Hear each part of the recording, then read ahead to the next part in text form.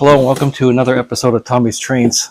Sometimes we go to Goodwill, and this is the second train I found at Goodwill. This sticker on it says supplier, Downers Grove, Lionel Blue Streak, freight train set, $109.99. So is that what it costs brand new? I don't know. It's kind of a weird sticker with paint tape on it. But I'll tell you what I paid for it. I paid $27 at Goodwill. This is the second train I've got at Goodwill. The other one was a John Deere Lion Chief set. And that one was missing the two tractors and the controller, but I had a universal controller that you can use to run like 3 trains, so it wasn't an issue. It was kind of a gamble, but I've showed you that video and it works. Am I going to be that lucky this time? I don't know, but for $27, I don't feel like I could go wrong regardless. So we'll take a look at this train set. This is the Blue Streak train set, Jersey Central, I believe. This one comes with engine with working headlight, smoke, and the mighty sound of steam.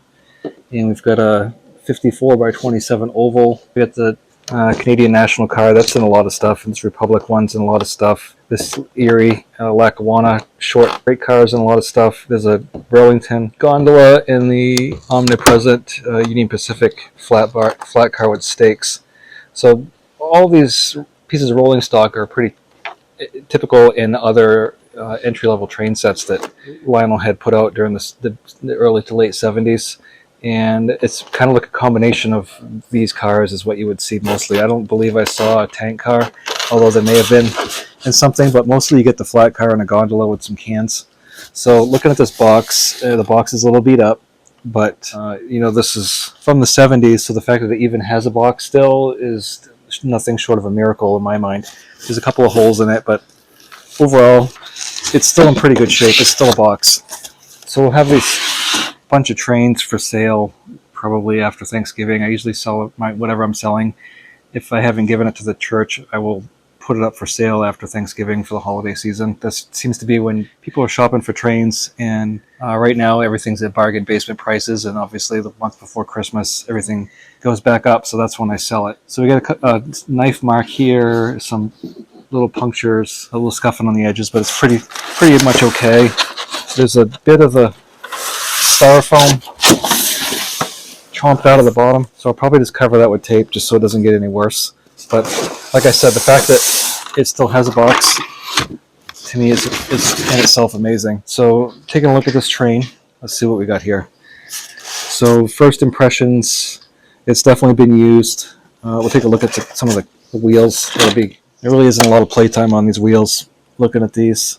So it probably, has been taken out, put it back in a few times, but it looks like there's not a lot of wear on it. Although I do see this is separated. That's not a biggie. You can always tell with the wear if you look at the wheels, if there's a lot going on there, but this should just pop right back in. This Erie Lackawanna, there was a Wheaties car and some other ones. They're really short box cars. Everything's plastic on it, but we'll take a look at that here in a second.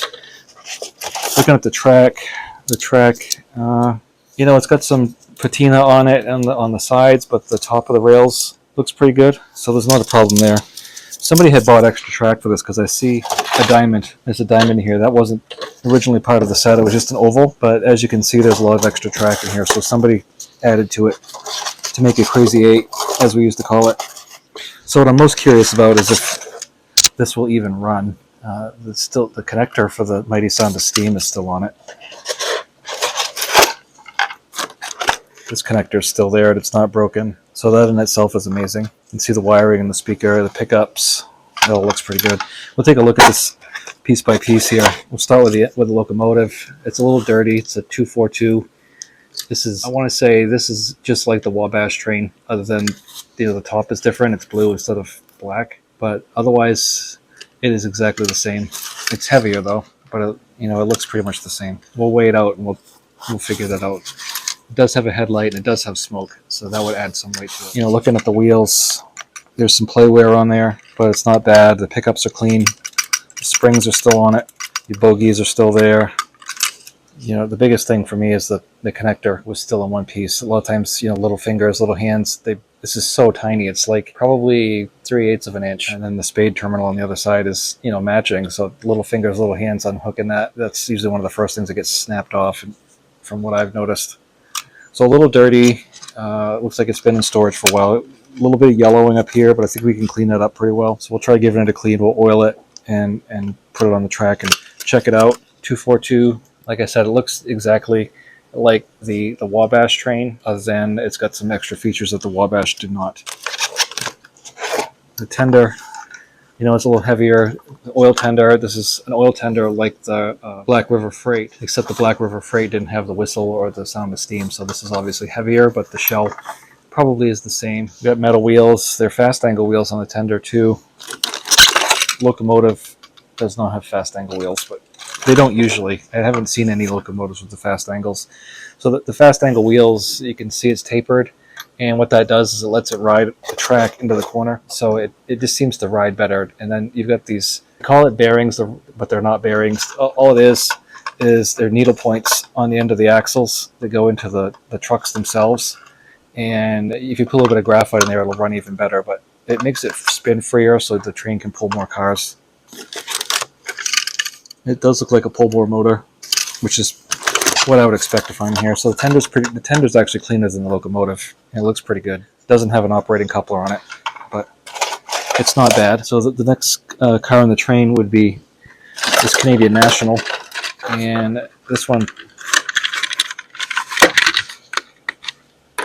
plastic wheels. So the trick with these that I've figured out is, let's say you got a bunch of trains and you got some stuff you want to get rid of. Take the metal wheels out of the stuff you want to get rid of and put the plastic ones in it, and then just let the people know that you're giving it to or selling it to that they're not the original. So if I put these on eBay, I would definitely say, hey, you know what, this not the original wheels on it. It's been changed. Because this car is exceedingly light, but we'll weigh this all out here in a second.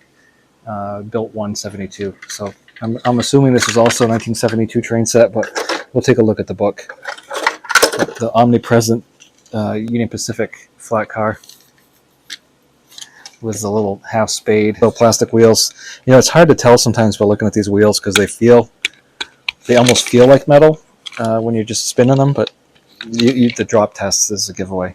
Also, it's really light, so I don't like these cars. These were like a freebie. Are the stakes in here? I don't think so. The stakes are probably long gone, which is what I would expect with something like this. Kind of a pencil mark or something on here. We have that one operating coupler, same as this. What I want to do is check the road numbers on these. Also 272, and just see if this 9136. I'm pretty sure that's the same that was in the Wabash. I don't believe they had sequential road numbers, but some of them were. I've seen some of the Burlingtons sequentially numbered, and this one actually feels heavier than that one does by a lot. So I'm going to guess this one has metal wheels. Yeah. So drop test, you could tell just by feeling it. It's quite a bit heavier. Chicago, Burlington, and Quincy, built 170. So a little bit better car. Caboose, these all have metal wheels and the operating truck on it. Nothing fancy. I really hate that there's only one. I say this every time. I hate that there's only one coupler. And like I said in one of the other videos, you can't really change these out with the newer ones because the new ones have a removable top and these have a removable bottom. However, the ladders and brake wheels assemblies are interchangeable. So if you've got like a newer one with, like I had one with yellow, a New York Central with the yellow ladders on it, and I hated it, so I took the black one off and I'm just gonna, I took the plastic wheels off something else. So I may or may not do that with this one, but controllers in it, the cord. How many of these barrels should I have had? Looks like I should have had 4, and I have 3. So we're missing one. That's fine. I've got plenty of them kicking around, but this does have, like I said, the diamond in it that didn't originally come with the set, so there's extra track that came with this. So I'll bring it over here and we'll take a look at these piece by piece a little closer. We'll weigh them up and see what it compares to, and then we'll put it on the track and give it a go. So looking at this train set, the tracks, like I said, they could use a good cleaning, but they're not rusted. They've just got some oxidation on the sides, so still completely usable. Not bad. Sounds of steam is still intact. So checking out this engine here, 1 pound, 6 ounces. So a little bit heavier than the Black River Freight locomotive. Not as heavy as the Chesapeake Flyer, but essentially the same locomotive, so a 242. We'll clean this up and we'll go over some maintenance on that. The tender looks like it could use some cleaning. There's some reason this is, I don't think that's right. It's flipping around in there. So we'll open this tender up and take a look at that. The tender's 9.86 ounces, so almost 10 ounces, 2 pounds plus locomotive and tender. A little bit more traction. This does still have the traction tire on it. Feels kind of hard, like it's, it's hardened up over time, but it's still there. Burlington car, metal wheels, 5.18 ounces. Caboose have metal wheels on it, 4.5 ounces. Erie Lackawanna, 4 ounces. Canadian National, 3.3 ounces. Republic Steel, 3.5 ounces.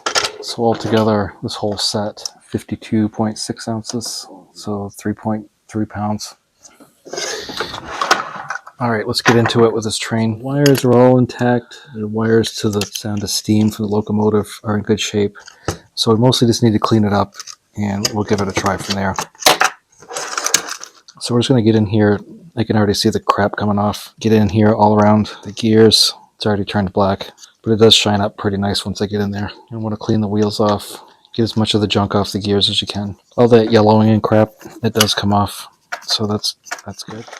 So grab a burnisher, our burnisher pen, and it's just like a little wire brush on the end of it that you roll in and out. This is great for getting all these contacts here. It's just as important to clean the wheels off as it is to clean the pickups, because you got the juice goes in and then out to the sides. All right, so now we're just going to put a little bit of oil just in these little spots here, a little bit right here, just a little bit, not very much, a drop, a little bit in there, a little bit in here, a little bit of gear lubricant goes on the gears, just a drop or two, and just work it in. So what happens is, this train's 50 years old. What happens is, when these were built, they were sitting on this like foam tape, and eventually that foam tape just disintegrates, and the soldering and the back of the circuit board makes contact with the chassis of the tender. Well, the chassis is grounded, so you've got power going to ground, which creates a short across all these electronics, and invariably they get fried. Now, trying to find another one of these boards, next to impossible at this point. They stopped making them a long time ago, and they're often different because they came from different suppliers. So, this capacitor might not be the same as another one. So what we're going to do is we're going to take another donor tender that I've got, see if we can either just swap the base and keep the shell, or we'll swap the board out. So we'll take a look at that here next.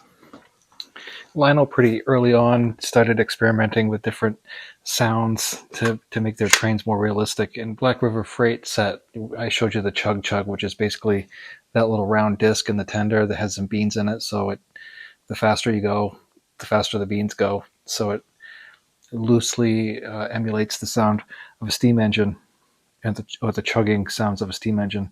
They also had in their more premium sets, they called it the sound of steam. And what that was is that was put in some of these a little bit better introductory sets, and then it also carried over into their more premium locomotives as well. And we'll take one of these apart, and I'll show you exactly how it works. What is pretty common when you get these trains is that they'll sound like this. Like, if you can find one that has the bayonet connector and the sleeve still intact, you're doing well right there. But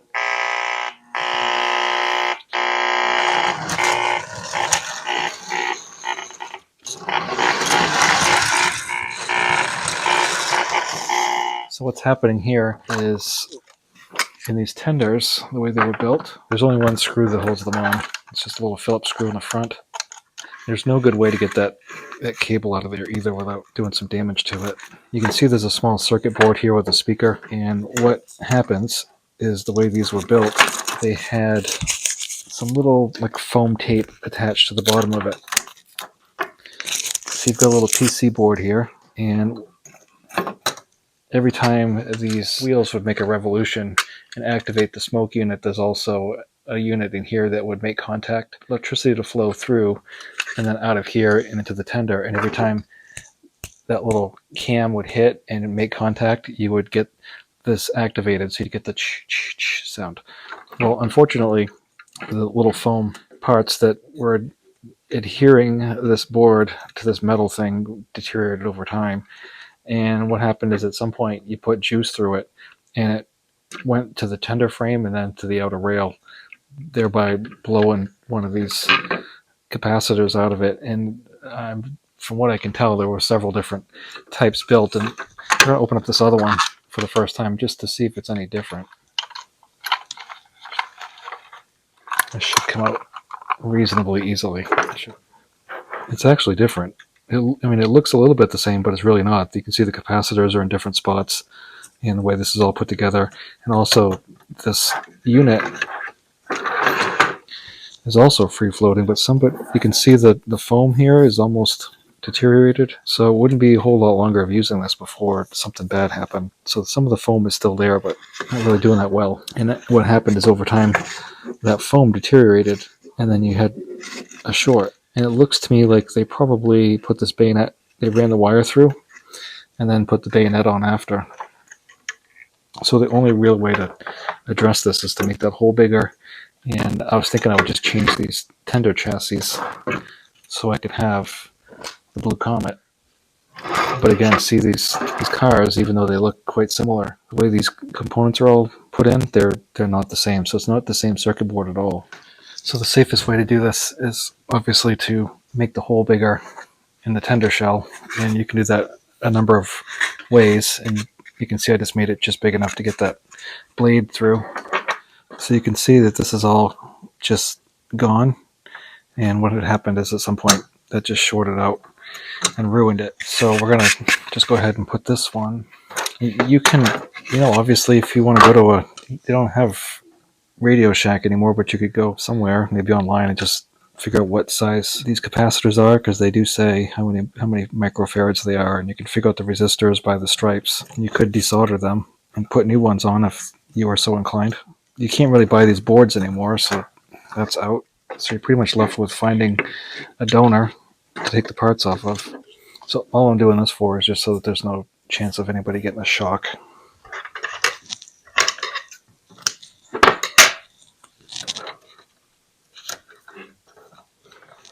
It's really simple to get the cab off. You just there's two screws here that hold the rods to the pistons, and then there's one on the top.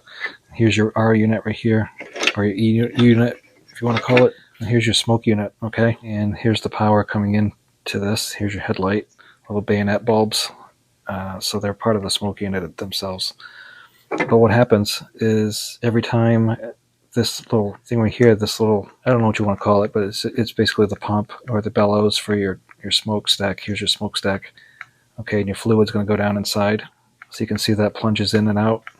Every time that happens, there's a little connection right in here. It's really hard to see, but you can see when I move it, hopefully, every time that moves, this right here is making contact with this, which sends power back out through the locomotive into this.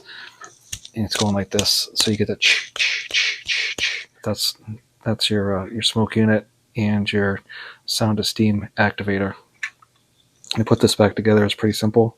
Just want to make sure you don't get any wires or anything screwed up. This just goes right back in. You got that. This just sets right back on top of it again. Here's your ground strap. Here's what your pull more looks like. So you can see the black is your power coming in off your wheels. And the red goes back out to the tender. Careful to put this back in. You want to pinch any wires. So you can see your smoke unit there. It's handy if you have another one to look at, because you want to put these pieces all back on the same way you took them off. So just kind of pop on like that. And this goes in here like this. Make sure you put those trailing trucks in here before you slide that all back in. Otherwise, you'll have to do some finagling to get it to fit. It will go, but you have to kind of bend it in and out a little bit.